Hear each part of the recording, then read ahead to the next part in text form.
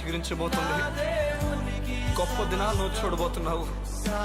నీ యేసుకు సమస్తము సాధ్యమే.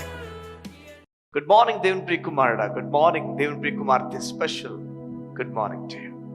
ఈ ఉదయమున దేవుడు నీతో మాట్లాడుతూ నేను బలపరచడానికి ఇష్టపడుతున్నాడు. నువ్వు వేరొక దేశం నుండి నువ్వు చాలా దూరంగా నీ తల్లిదండ్రులకు, లేకపోతే నీ బంధువులకు ఉండి, లేకపోతే నీ భర్తకు, భార్యకు ఉండి ఈరోజు వారు లేరని చెప్పి నిరాశపడుతున్నావేమో. నీ పక్కన ఎవరు నిలబడలేదని చెప్పి దుఃఖపడుతున్నావేమో. నీ హృదయం అంతా కూడా బాధతో, వేదంతో ఈ ఉదయాన్ని నిండిపోయి ఉందేమో. వింటున్న నువ్వు దీనికి వెనుక మునిపే కన్నీటి లోయకుండా వెళ్ళావేమో. బిడ్డలు లేక సతమతం అవుతున్న నీతో దేవుడు మాట్లాడుతున్నాడు. ఈ ఉదయాన్ని ఉద్యోగం లేకుండా సతమతం అవుతున్న నీతో దేవుడు మాట్లాడుతున్నాడు. నీ జీవితంలో నిరాశకుండా వెళ్తున్న ప్రతి సందర్భం గురించి కూడా ఈ ఉదయం దేవుడు మాట్లాడుతున్నాడు. బైబిల్ చెప్తుంది 122 కీర్తనలు ఈ విధంగా ఉంది, యెహోవా మన పక్కన నీడగా నిలిచి ఉన్నాడని. ఎంత గొప్ప మాట చూడండి.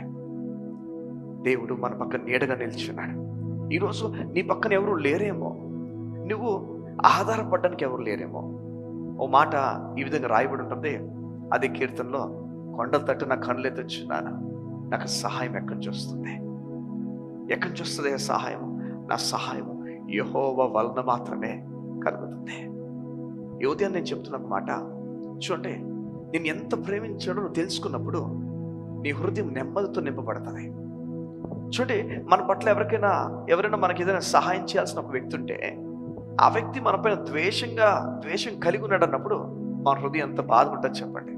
నువ్వు ఒక త్రోవ తీసుకో, లేకపోతే ఒక చోటుకు వెళ్ళాలి, నువ్వు ఒక మార్గం ఉంది, ఆ మార్గంలో నువ్వు వెళ్ళకుండా అడ్డే వాళ్ళు నీకోసం ఉంటే నీకు ఎంత బాధ అనిపిస్తుంది చెప్పండి.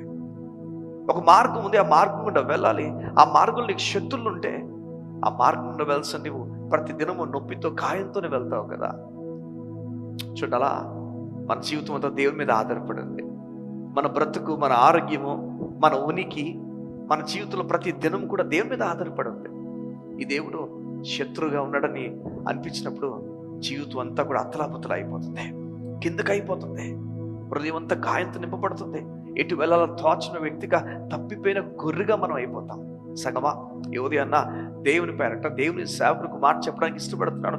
దేవుడు నీ పక్షంగా ఉన్నాడు, నీకు నీడ వల్ల నిలబడడానికి ఇష్టపడుతున్నాడు. దాని అర్థం చెప్పనా, నీ నీడ ఎలా అయితే నిన్ను విడిచి వెళ్ళిపోదో అలా దేవుడు నీతో ఉంటాడని చెప్తున్నాడు. యోసేపును అన్నదమ్ములు అమ్మేశారు.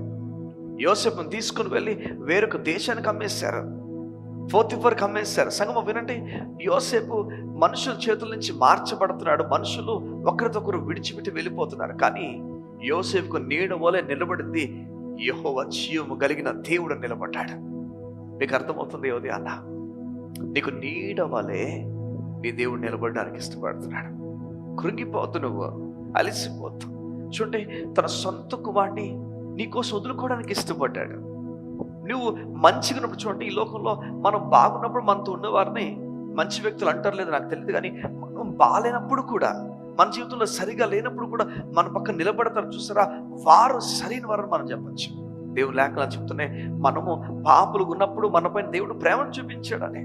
దేవుని లేఖనాలు సూటిగా మనం తెలియజేస్తున్నాయి, మనం పాపులు ఉన్నప్పుడే మనపైన విశేషమైన తన ప్రేమను చూపించాడు. ఇంకనూ మనం పాపులు ఉన్నప్పుడు దేవుడు మన ఎట్లా తన ప్రేమను వెల్లడిపరచుచున్నాడు. చూడండి, దేవుని మాటను మనం గమనించినప్పుడు మనం నెమ్మది కలిగి ఉంటాం, ఆ విశ్రాంతిలోకి మనం అడుగు పెడతాం. ఈ ఉదయమున దేవుడు తన విశ్రాంతిలోకి నేను పిలుచుచున్నాడు. గాయాల గుండా వెళ్తున్న నీ జీవితంలో విశ్రాంతి గురించి పిలుచుచున్నాడు. నీవు తిరగబడమని కోరట్లేదు దేవుడు, నీవు తిరిగి మాట్లాడమని కోరట్లేదు దేవుడు, ఆ వ్యక్తితో గొడవ పెట్టుకోమని కోరట్లేదు దేవుడు.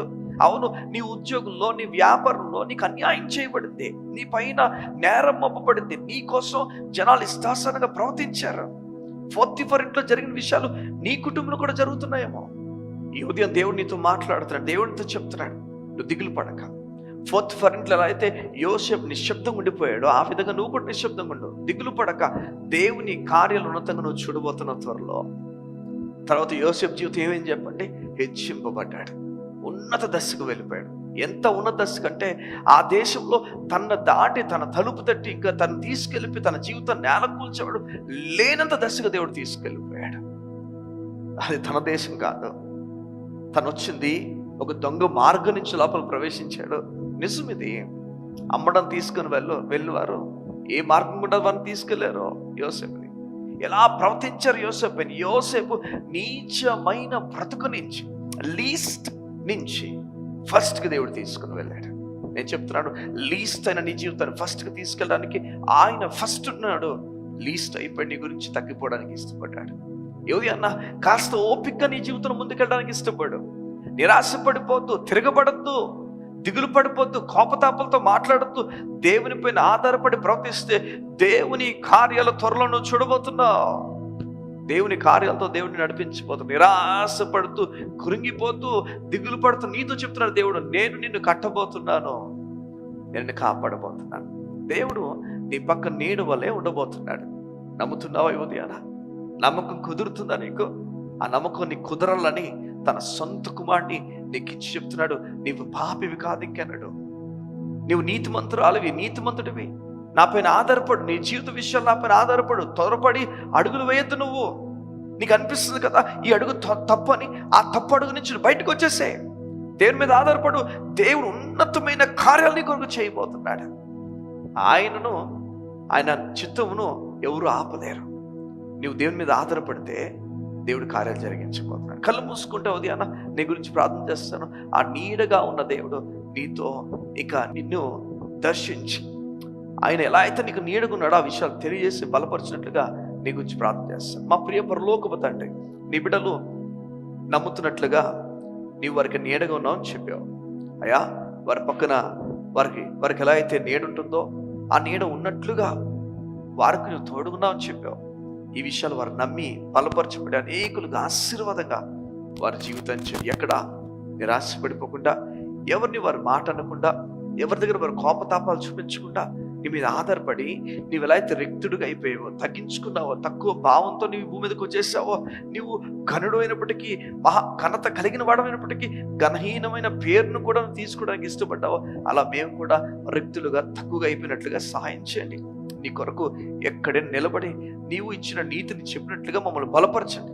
నీ బిడ్డలు నీ సాక్షిగా నిలుపుకోమని అడుగుతూ యేసు నామమున ప్రార్థించుచున్నాము తండ్రి. ఆమేన్, ఆమేన్, ఆమేన్.